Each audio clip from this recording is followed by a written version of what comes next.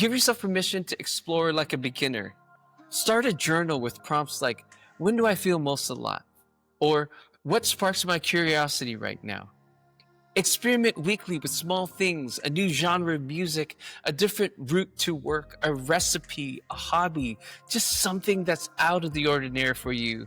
Start small.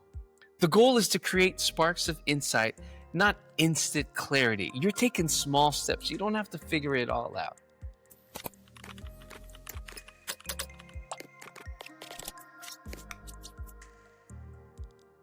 So, have you ever looked into the mirror and felt like you didn't even know the person you were looking at?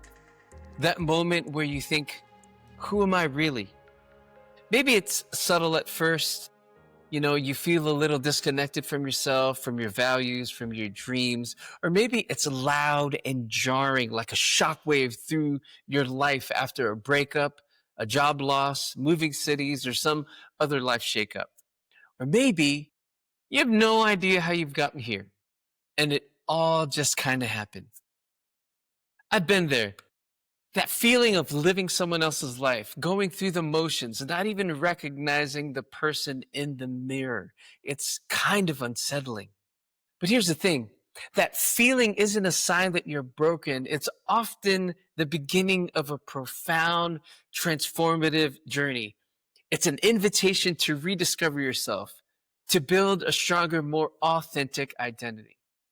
Today, we're going to break down the three stages of identity loss and, most importantly, how to move through them so you can come out of the other side feeling grounded, resilient, and genuinely you. Hi, my name is Dr. Lem Usita. Thank you for checking out the channel. We talk about all things identity development and how you can become more yourself. So thank you for checking us out. When it comes to identity loss, there are three stages, and we're just going to go over each of those stages. Stage one has to do with disorientation and confusion. The first stage is the fog, disorientation. You feel untethered, like a boat drifting in the middle of the ocean with no compass. The roles and routines that used to anchor you suddenly feel hollow.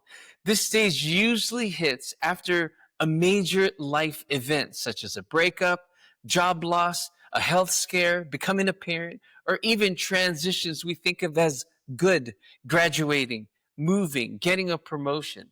These moments shake your foundation. And during this phase, you might notice a couple of things: constant self-doubt, questioning every decision you've made; detachment, things that once brought joy feel empty; aimlessness, not knowing where to go next or who you're supposed to be. Psychologist Eric Erickson calls this stage identity versus role confusion. Now, later in life, it can feel destabilizing, but it's actually a signal. Your old identity no longer fits, and your mind is saying it's time to explore who you can become. Now, here's a quick insight. Don't try to fix yourself right now and at this moment. Allow the confusion to settle in. Sit with it. Name the feelings that you're experiencing. I felt lost. I felt disconnected. I am not sure who I am. And then understand that this awareness is the first step toward transformation. So stage one, disorientation and confusion. Which leads us into stage two, exploration and experimentation. Once the initial shock begins to fade, you enter into stage two, exploration. This is the messy, exciting, and sometimes chaotic part, the stage where transformation really begins. Psychologists call this stage moratorium, a pause where you give yourself permission to experiment, to test out new identities, values, and interests without committing yet. In practice, this can look like trying a new hobby or skill you've never considered. It might mean reading or studying something completely outside of your comfort zone, like philosophy or spirituality, art, maybe coding, whatever sparks your curiosity.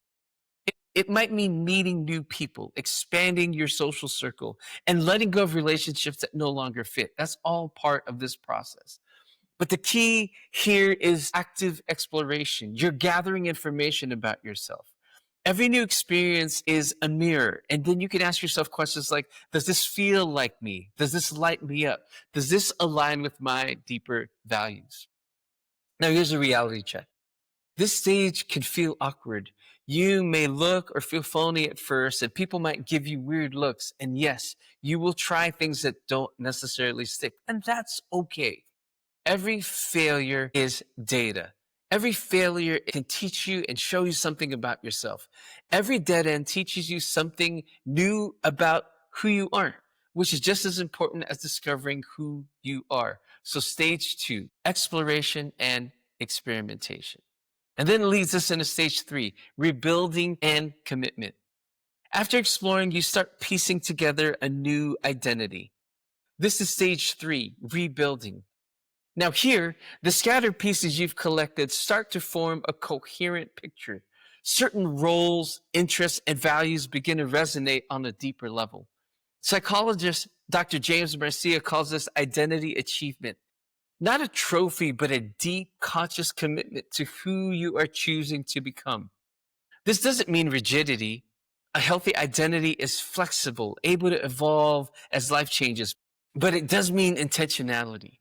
You start saying things like, this is what I value. This is the kind of work that gives me purpose. This is the person I want to be. The chaos begins to quiet down. You start recognizing the person in the mirror again. You're no longer defined by what you lost, but by what you're intentionally building. Now, here's some practical steps. How do you actually move through this process? Here are 4 actionable steps expanded with practical guidance. Number 1, curiosity without judgment. Give yourself permission to explore like a beginner. Start a journal with prompts like, when do I feel most alive? Or, what sparks my curiosity right now? Experiment weekly with small things, a new genre of music, a different route to work, a recipe, a hobby, just something that's out of the ordinary for you. Start small.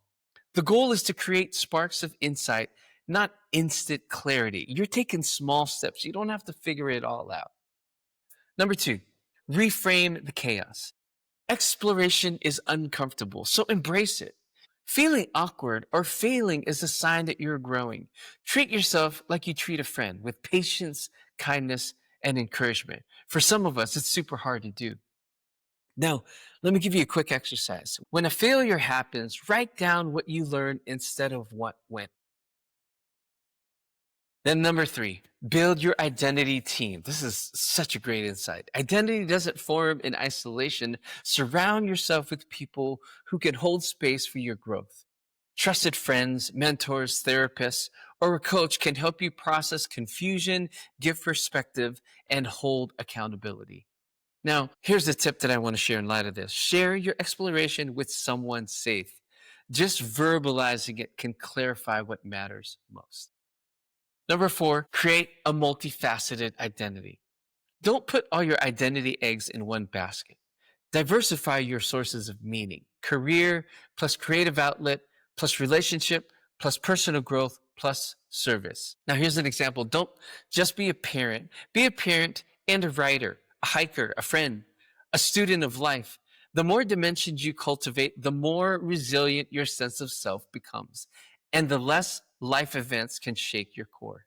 Now, try this mini experiment. List all of the roles you currently define yourself by. And next to each, ask, does this role define me or does it occupy me? Start experimenting with roles that feel energizing, not obligatory. Now, losing your sense of self can feel disorienting. It can feel like failure, but identity loss isn't the end, it's the beginning. It's a journey. Stage 1 has to do with confusion, awareness of the old you that no longer fits. Stage 2 has to do with exploration, looking at the messy, courageous experimentation and trying out things. And stage 3, you're starting to rebuild, intentional, authentic integration of all of the things that you want to continue and the new things that you want to start. It takes patience, courage, and self-compassion, but the result is a stronger, more resilient, and deeply authentic version of yourself. So just remember, you're not lost. You're in the process of being found. And if this resonates with you, hit like, subscribe, and share in the comments one small step you've taken to explore a new side of yourself. I'd love to hear from you. Let's build a community of people reclaiming who they are, and let's do it together.